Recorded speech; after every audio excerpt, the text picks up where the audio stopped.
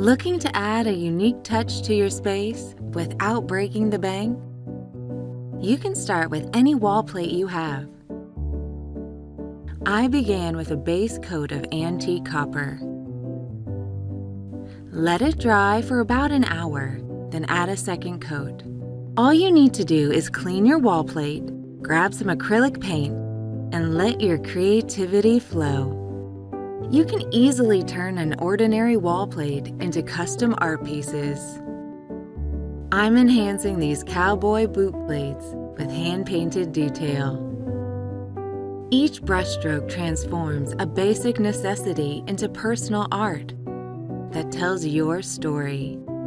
There's no right or wrong, just creativity and fun. Finally, seal your design with a clear top coat to protect your artwork.